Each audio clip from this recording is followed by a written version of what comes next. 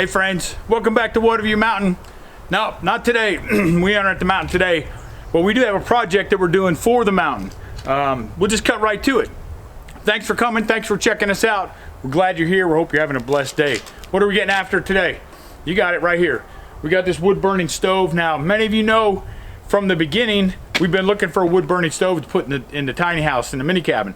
Looking for a pot belly, something small. We've been searching, just can't seem to find one. Couldn't seem to find one. It's been 2 years we've been looking, and we couldn't find exactly what we wanted.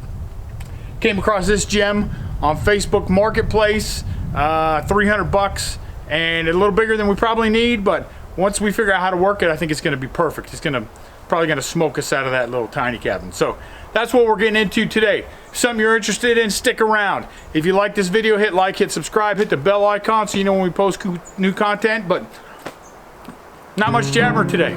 God bless. Let me stop rambling. Let's get to busy.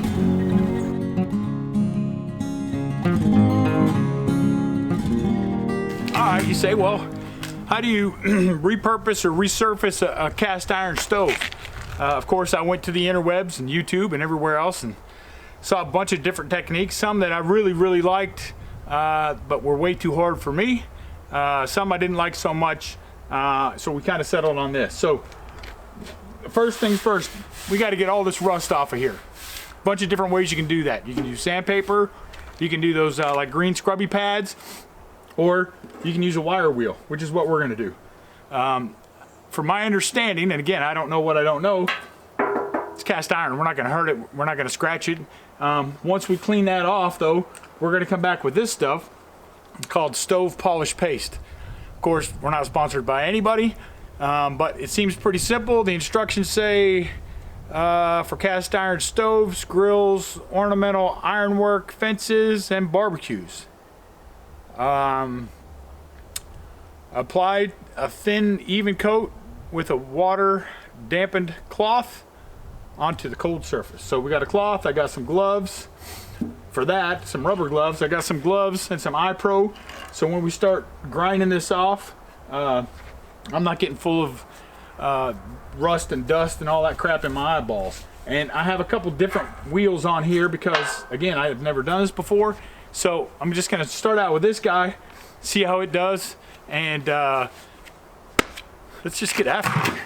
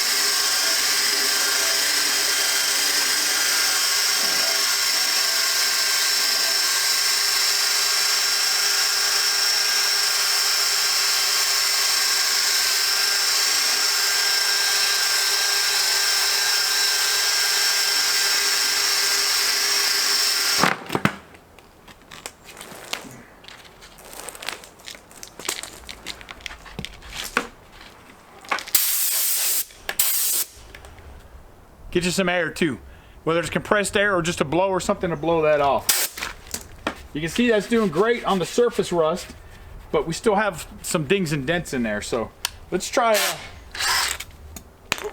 something a little more aggressive.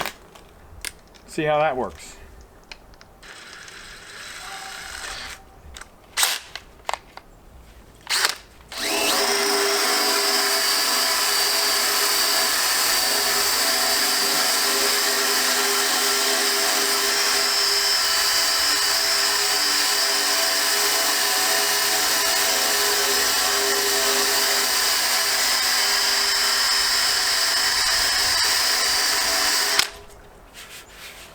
Oh yeah. Okay, that looks better. So I think I'll keep using that big guy to get all the biggest stuff off, like all this, and then I'll come back and hit the spots with this that I need. So let me cue some music. We'll do a little time lapse. I don't know if I'm going to show you the entire thing, but at least part of it, just so you can listen to some music. You're welcome.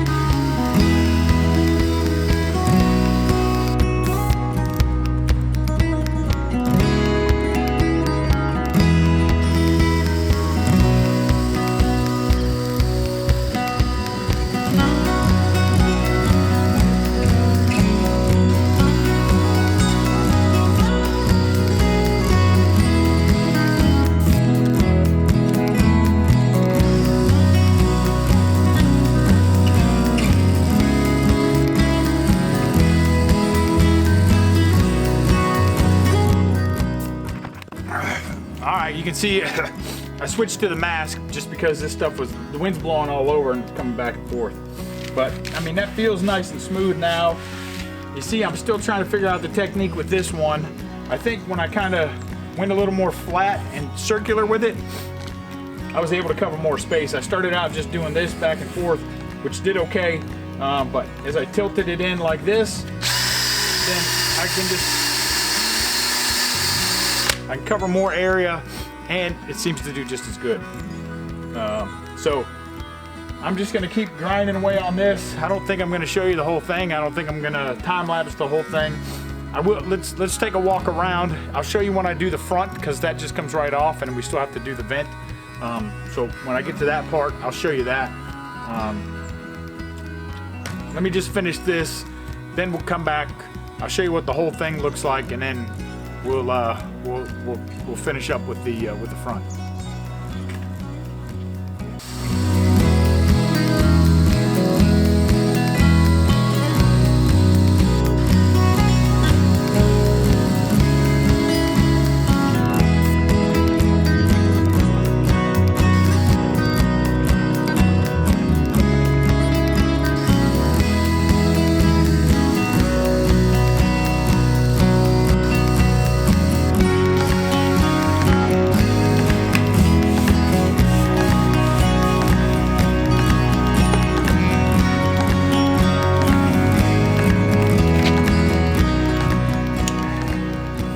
There you go.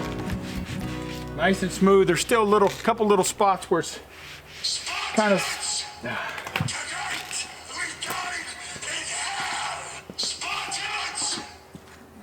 That's the mechanic. We got to answer that.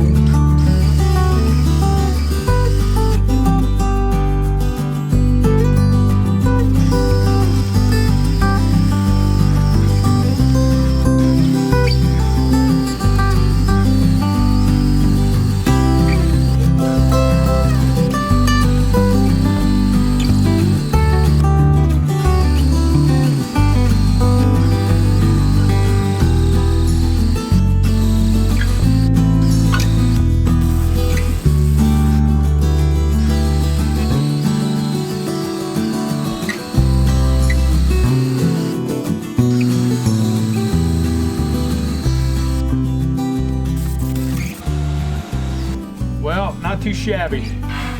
It's smooth. You see, I had to change it up a little bit. I used the orbital sander. I tried the grinder. I have an actual grinder, but it just took too much metal off, and it was leaving big gouges. I guess they probably make an attachment for that I don't know exists, but I got what I got. So 80 grit on this, 60 grit on the little guy, and then, like I said, it's smooth for the most part. Here's a couple of rough spots there that I'll keep working on. But that sander does a nice job of taking those big chunks off first. So I don't know how useful that's going to be on the cover here, but on the top right here, it was bingo. So I'm going to work on this a little bit, and then we'll pop this the door off, and we'll talk about that. All right, so the Cozy Comfort stove, I think it's a knockoff of, can't remember the big name brand, but real simple to take off. These pins just slide in and out. They're not secure. The weight of the door is what holds it in place. So let's, I could take this off all the way. There's a screw here, a threaded nut on the other end, but I think with the spinny wheel, I'll be able to get around behind there and clean that off. So let's keep at it. I might try a different one on that. We'll see. I'm gonna play around with a little bit of stuff and see what we can do with this door. Plus, it's still got a lot of that old paint or whatever they had on it to begin with, so we'll see how hard that is to get out of there.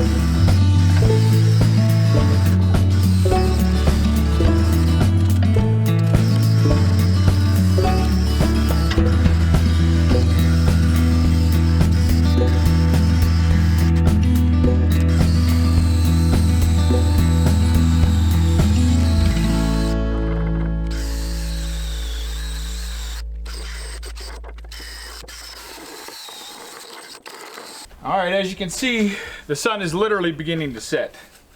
So I'm gonna just do this top coat real quick before the sun goes down, put this thing up for tonight, then we'll come back and look at it in the morning and see if we need to do a second coat. So, like the directions say, I got a wet rag. I'm just gonna take some of this out, dab it, start rubbing it in. So I went ahead and I blew it off, and then I wiped it off with another rag just to make sure that I got all the dust off of it. So now, I mean, you can see that's coming up real quick. That's turning out real nice. Nice thin coat, it says. So what I'm going to do is I'm going to kind of spread it here, and then we'll see how it looks, what I need to do to smooth it out more, or to get it even rather. I don't know if this is going to streak or what it's going to do. So I just use the corner to dab it in. Make sure some of those spots still have kind of some divots in it. So just make sure I'm kind of patting it down in there. And then I think, like I said, I'm going to just spread this out. No, that was a bad idea. See, I'm just wiping it off. So maybe I'll spread with a little bigger portion here. Or maybe that's why we do 2 coats.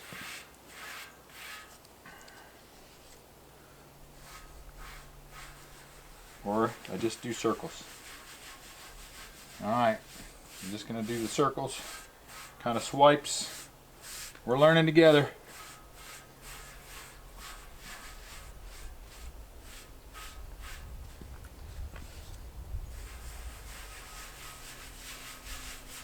Circle, circle, circles.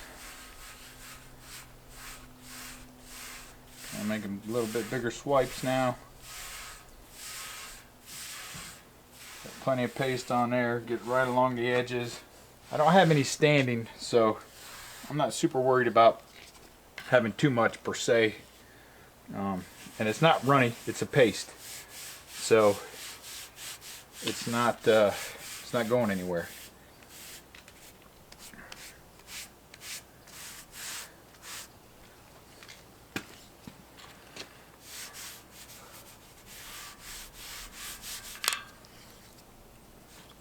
Guess I should have waited to do the top for last so I could use that to set my stuff on, huh?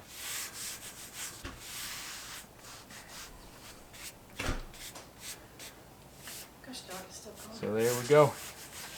Alright, I'll finish the rest of this up. We'll come back tomorrow and take a look at it and see how she looks. Alright, it's actually 2 days later. Let's see how it looks. The peanut gallery's out here to help me all 3 dogs. So there's the top. You can see it's a little swirly. Couple spots didn't stick so well. I was going to leave that silver, that vent, and the cozy comfort, but Sean said she wanted it covered up. So a couple spots where I might have gone a little light, but I mean, I guess in theory you could just leave it like this for that first coat and call it a day. But like I said, we got some spots like here, a little shiny, couple still divots there. And you see a little bit of that dust still comes off, but it seems pretty well coated. But I think I'm going to add a second coat just to make sure that that we don't have any more rust and we don't have to worry about any shiny spots or anything coming off. So let's do that. So same deal. Got a damp rag. Just gonna, and you see I only used about half of this. I should measure this. I'll measure this in a minute and let you know how big it is, but I only used about half the first coat. So so there's plenty in here to use. And, you know, I think even if you had a larger stove, this stuff would really go a long way. So don't be shy with it. Just get it on there.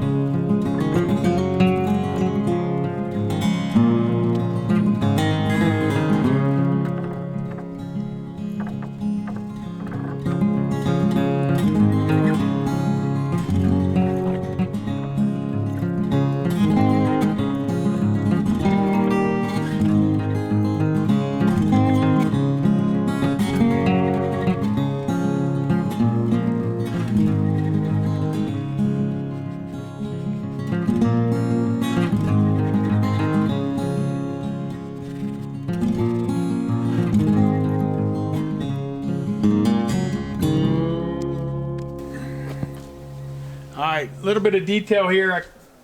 I can't tell if you can see or not. Let me move you over a little bit. So down in some of these finer points here, I just can't reach with the rag.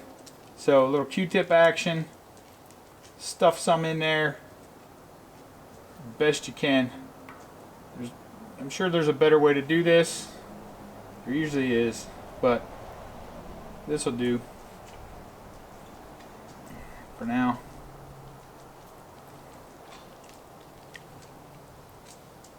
don't you be licking on this. Dexter likes the taste of it. I hope it's safe. We'll see. See if he gets sick. I don't think he will. Huh. Pretty impervious to stuff, aren't you? But he approves, I think. Do you approve, Dexy? And then I'm still going to just kind of wipe some of that excess. It smells like soap. I think that's why he likes it so much. And then this, I guess I ground this too much because the vent here just doesn't want to hold any of this paint. But I'm just going to keep plugging away nice and slow on it and trying to get it covered. Like I said, 1 for looks and 2 for protection, because it's going to be, you know, getting hot and cold, and then it's going to just be sitting in the cabin when we're not there. So I want to try to prevent as much rust as I possibly can. Stop! As much rust as I possibly can.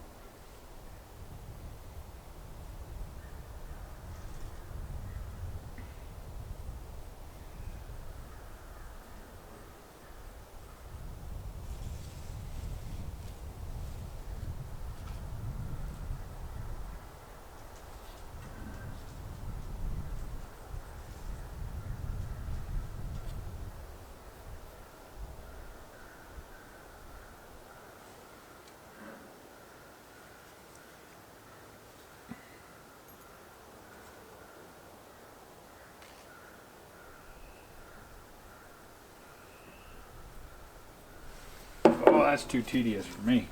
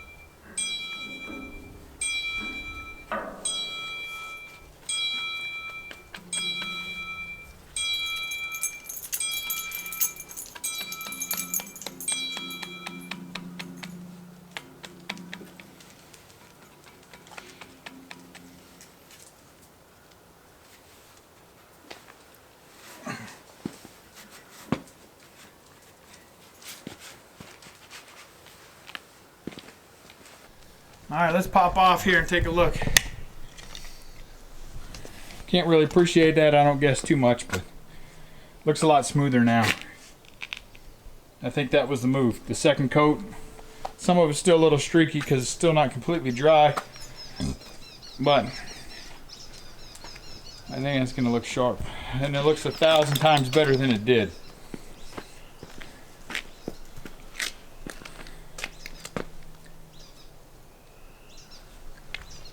All right, let's measure this out and see what we got so you have an idea. The top is 18 inches. It is about 31 inches long. And up to the top about 30 inches. So that gives you an idea. And I still probably have a quarter of that can left. So if you're thinking about doing this on your stove, that gives you just a general idea of the dimensions and how long it'll last you and how much you'll need. So yeah, there you go. Pretty well impressed overall. I really can't complain. A little messy, but you know, what isn't messy? So yeah, so that's it. I'm gonna park this in the garage for now until we can get it up to the mountain. We got to build out a little space for it and put up the Durarock and all that good stuff. So of course we'll post a video when we do that. So yeah, absolutely blessed. I mean, like I said, we've been looking for a long time, and God blessed us with this stove. And I think it's going to be perfect for us. It's got a nice flat surface on top, so we can still cook on that. You know, even if we just let something warm or boil some water or whatever, it's all there.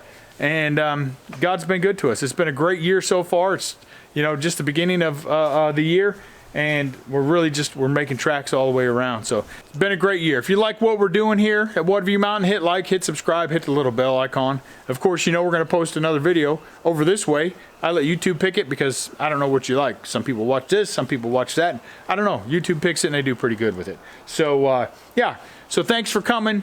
As always, we're absolutely blessed. We're blessed to have you along on this journey with us. And until next time, be safe. God bless.